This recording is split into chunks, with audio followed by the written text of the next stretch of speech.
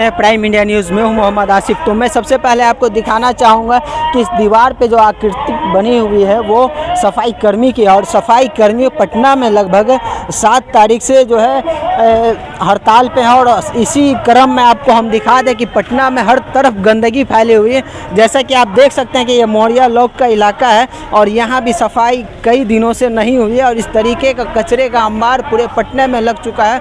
और आप जो है 7 तारीख से और लोगों के घरों से जो है कचरे का जो है बदबू आना स्टार्ट हो जाएगा और इस तरीके का कुछ है। और क्या कुछ इन लोगों की मांग है, क्या लेकर के बैठे हुए हैं 7 तारीख से, सबसे पहले आप इनकी आवाज़ को सुनें।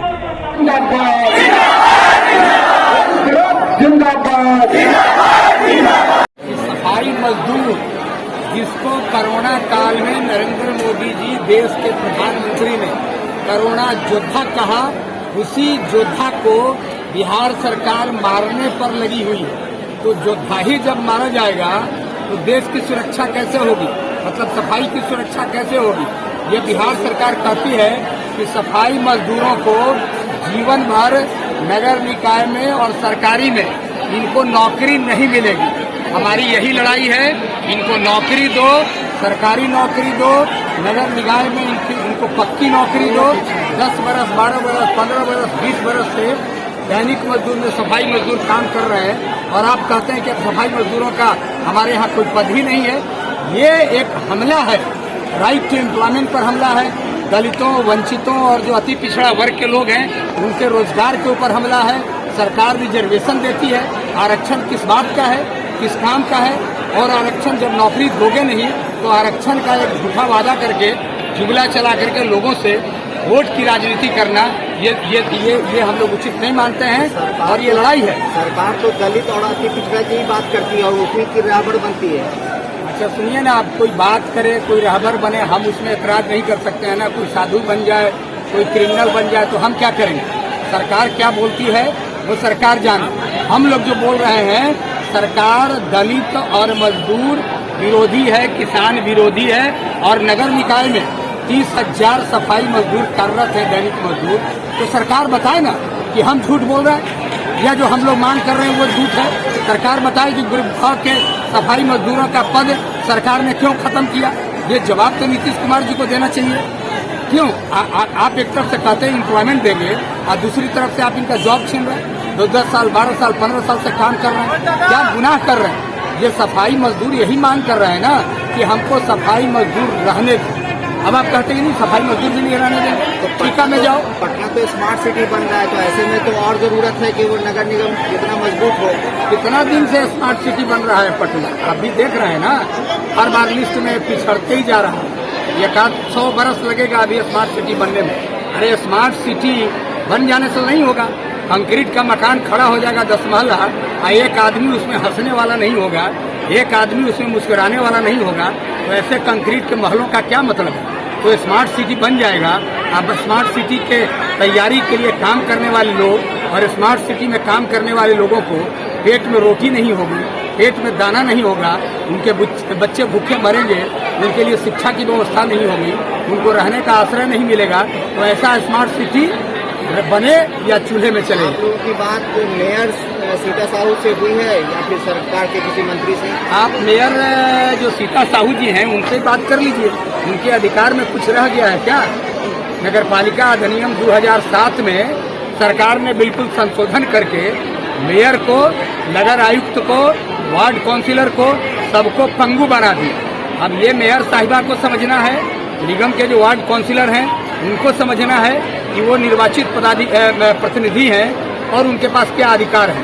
कितने योजनाएं बनी पटना में, एक भी नगर विकास ने 6 महीना, साल भर, 3-3 बरस लगा के उन योजनाओं को रद्द किया। तो ये पटना स्मार्ट सिटी सरकार बना रही है कि पटना स्मार्ट सिटी को सरकार ध्वस्त कर रही है। ये जवाब सरकार को देना चाहिए।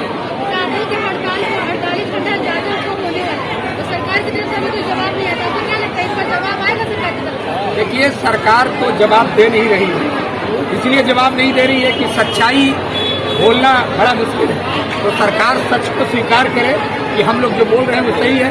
सरकार को हमने क्या कहा है, 12 सूत्री मांग है।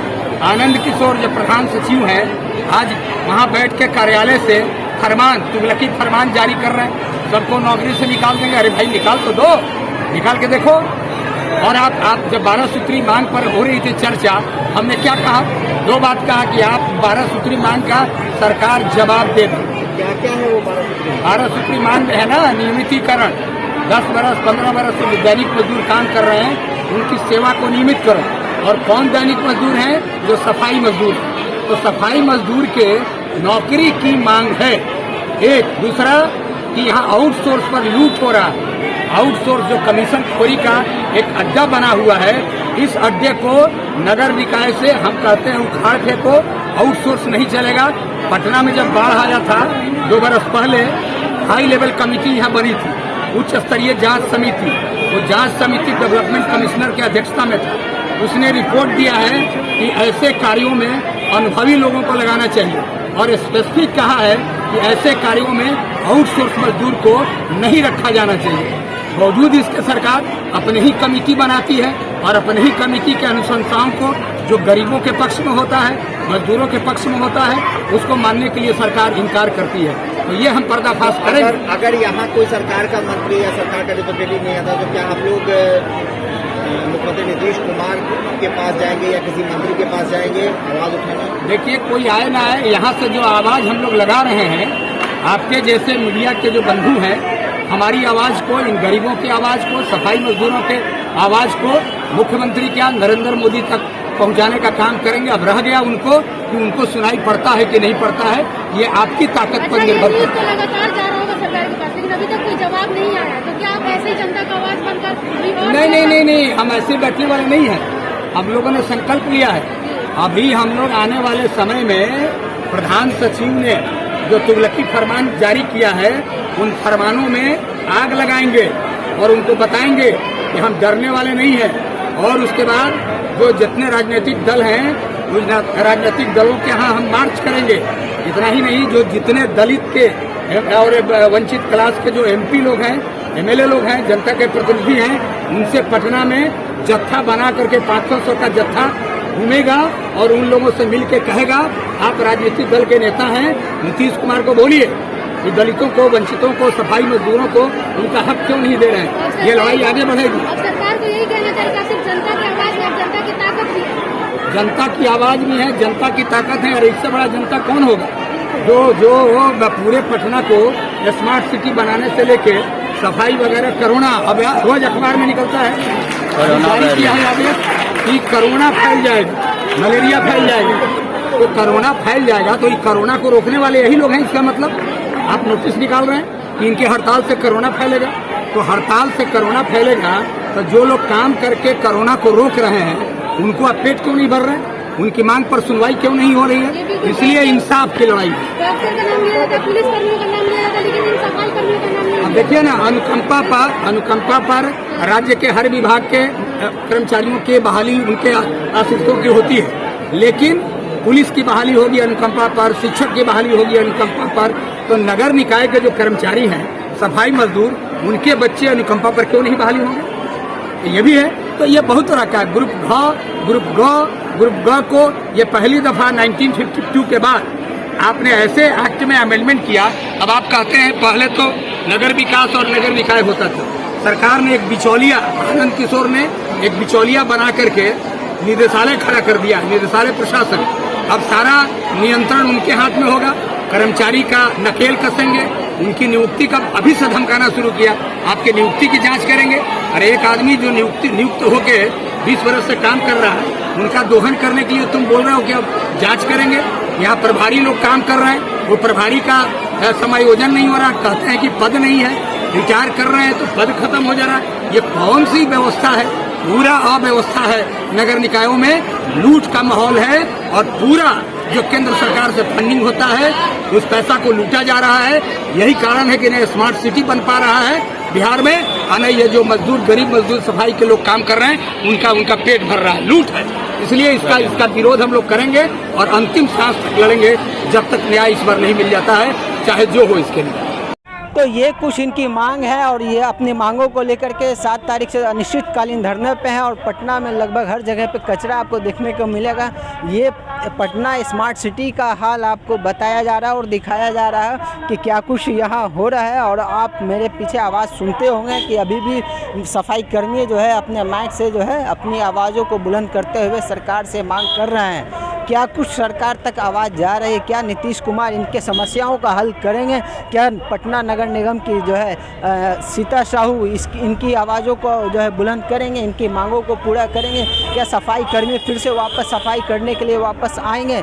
बहुत सारे सवालों के साथ जो है इन लोगों की आवाज़ सरकार तक पहुँचाना है। और इसके साथ ही आप भी अपना सहयोग से इस वीडियो को शेयर करें और कमेंट करके ज़रूर बताएं कि क्या कुछ हाल है आपके आसपास का। क्योंकि सफाई अगर ना हो तो आप देख सकते हैं कि तीसरा लहर जो कि कोरोना का आने वाला है उसमें जो है सफाई का जो है सबसे ज़्यादा ख्याल रखा जाता है, जो कि अभी बहुत ही ज़्यादा दयनीय स्थिति में है पटना का सफाई मामला। और इसके साथ ही बात की जाए तो वायरल बुखार चल रहा है पटना में, जिसको लेकर के PMCH NMCH हर जगह बच्चे का जो है लाइन लगा हुआ है वहाँ और बेड फुल हो चुके हैं। और इसके साथ ही तीसरा लहर की आशंकाएं हैं। और इसको लेकर के पटना स्मार्ट सिटी के अंतर्गत जो आता है, क्या इस तरीक़ा से जो है सफाई रुक जाना, थम जाना, क्या कुछ दर्शाता है?